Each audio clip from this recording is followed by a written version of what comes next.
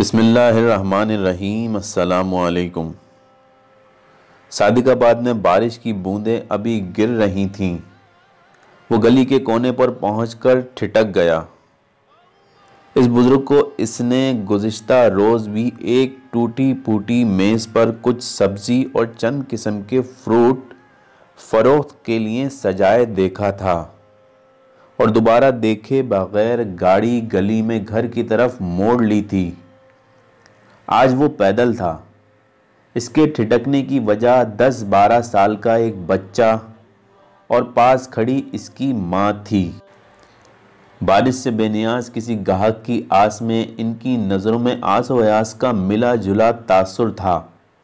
وہ کچھ لینا نہیں چاہ رہا تھا۔ لاک ڈاؤن کی وجہ سے 2 روز پہلے ہی منڈی سے کافی کچھ لے آیا تھا۔ مزید لینے کا مطلب پیسے اور چیزوں کا ضیاع ہوتا ہے۔ نماز کے بعد تلاوت کرنے بیٹھا تو بار بار ان بھیگتے ہوئے ماں بیٹے کا تصور اسے بے چین کرنے لگا۔ جب وہ ایک آیت تک پہنچا کہ ترجمہ، پھر تم سے سوال کیا جائے گا کہ تم سونا چاندی بچا بچا کر اکٹھا کرتے رہے، اللہ کی راہ میں کیوں نہیں خرچ کیا؟ تو آج تمہاری پیشانیاں اور کاندھے اور کمریں اس پگھلے ہوئے گرم سونے اور چاندی سے داغی جائیں گی۔ تو دل سے آواز ابھرنے لگی، کیا فائدہ اس عبادت کا جب تم غربت میں پسے ہوئے 2 مجبور انسانوں کی مجبوری دیکھ کر بھی نہیں پگھل سکے؟ نماز اور تلاوت تو اللہ کا معاملہ ہے، وہ قبول کرے یا نہ کرے اس کی مرضی، لیکن کیا اس بے حسی پر تمہیں معافی مل جائے گی؟ سارا دن فیس بک پر بیٹھ کر انسانیت کے لیکچر دیتے ہو، ہمدردی کی پوسٹیں لگاتے ہو، لیکن خود تم سے بڑا خود غرض کوئی ہو سکتا ہے؟ اس کا ضمیر اسے ملامت کر رہا تھا۔ اس نے مصحف کو ادب سے بند کیا اور اٹھ کر برساتی پہننے لگا۔ کہاں جا رہے ہیں؟ بیوی نے پریشان ہو کر پوچھا۔ وہ آئسولیشن کے معاملے میں بہت سخت تھی، بچوں کو بھی نہیں نکلنے دیتی تھی۔ بہت ضروری طور پر نکلنا ہوتا تو ماسک، سینیٹائزر، ڈسپوزیبل دستانے سب کی پابندی کرنا ہوتی۔ کہیں نہیں، گلی کے کونے تک۔ وہ پرس جیب میں رکھتے ہوئے بولا، پھر پوری بات بتائی۔ اس کی آواز بھرا گئی۔ کون آئے گا اس علاقے میں بارش میں ان سے سبزی یا فروٹ خریدنے؟ وہ گداگر نہیں ہیں، محنت کش ہیں، ورنہ بارش میں نہ بھیگ رہے ہوتے۔ ٹھہریں، آپ ایک نیک مقصد کے لیے جا رہے ہیں، میرا شیئر بھی شامل کر لیں۔ جب ہی کمرے سے بیٹی کی آواز آئی جو یہ سب سن رہا تھا، پاپا میری طرف سے بھی۔ اس نے باپ کی طرف کچھ پیسے بڑھا دیے۔ اس سے بات نہیں ہو پا رہی تھی، بس آنسو نکل رہے تھے۔ وہ دعا مانگ رہا تھا کہ وہ لوگ چلے نہ گئے ہوں۔ وہ باہر نکل آیا، بارش کے بس اکا دکا قطرے ہی گر رہے تھے۔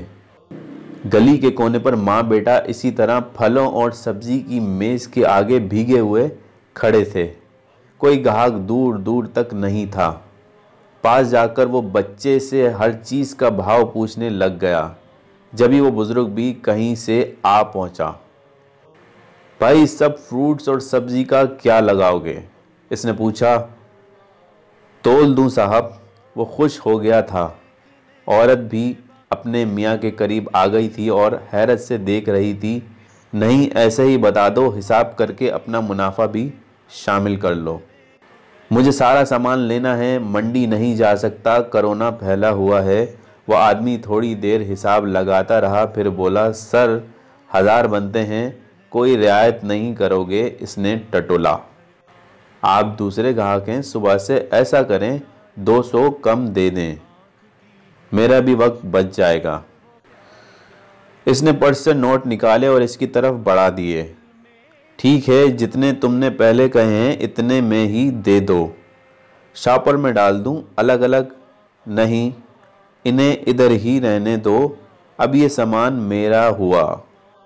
چاہو تو غریبوں کو دے دینا اور چاہو تو بیچ دینا، میری طرف سے اجازت ہے۔ اس کی بیوی بولی، بھائی کچھ تو لے جائیں۔ اس نے آسمان کی طرف اشارہ کیا، میرا سودا اللہ سے ہو گیا ہے، اب اس میں سے میں کچھ نہیں لے سکتا۔ وہ تیزی سے مڑا، آنسو اس کی آنکھوں سے تیزی سے بہے جا رہے تھے۔ یہ بیک وقت ندامت، خوف اور شکرانے کے آنسو تھے۔ گھر پہنچتے پہنچتے وہ منہ پر ہاتھ رکھے دھاڑیں مار کر رونے لگا۔ مجھے معاف کر دے میرے مالک، میری کسی غلطی پر پکڑ نہ کرنا، مجھے تو نے سب کچھ دیا ہے، اتنا کہ ساری زندگی شکر کرتا رہوں تو لفظ ختم ہو جائیں، اور ایک طرف تیری یہ مخلوق ہے، ان کے حال پر رحم کر میرے اللہ، انہیں بخش دے۔ وہ منہ پر ہاتھ رکھے چیخوں کا گلا گھونٹتا رہا۔ اندر داخل ہوا تو بیوی 3 برساتیاں لیے کھڑی تھی۔ اس کا چہرہ آنسوؤں سے بھیگا دیکھ کر بیوی کی آنکھیں بھی بھر آئی تھیں۔ یہ انہیں دے آئیں، ہمیں تو ویسے بھی ابھی ضرورت نہیں ہے، کرونا ختم ہوگا تو اور لے آئیں گے۔ وہ واپس گیا اور برساتیاں بھی انہیں دے دیں۔ پہلی بار اسے اپنی روح اور دل سے بوجھ اترتا محسوس ہوا تھا، اور وہ اللہ سے معافی مانگ کر خود کو ہلکا پھلکا محسوس کرنے لگا۔ ناظرین، اس آپ بیتی جگ بیتی کے ہر لفظ پر غور کیجیے گا۔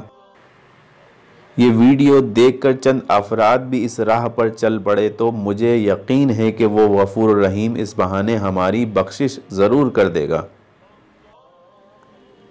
دوستو، کمنٹ کر کے اپنی آراء سے ہمیں ضرور آگاہ کیجیے گا، اور ساتھ ہی ہمارے چینل کو سبسکرائب، ویڈیو کو لائک اور زیادہ سے زیادہ شیئر کیجیے۔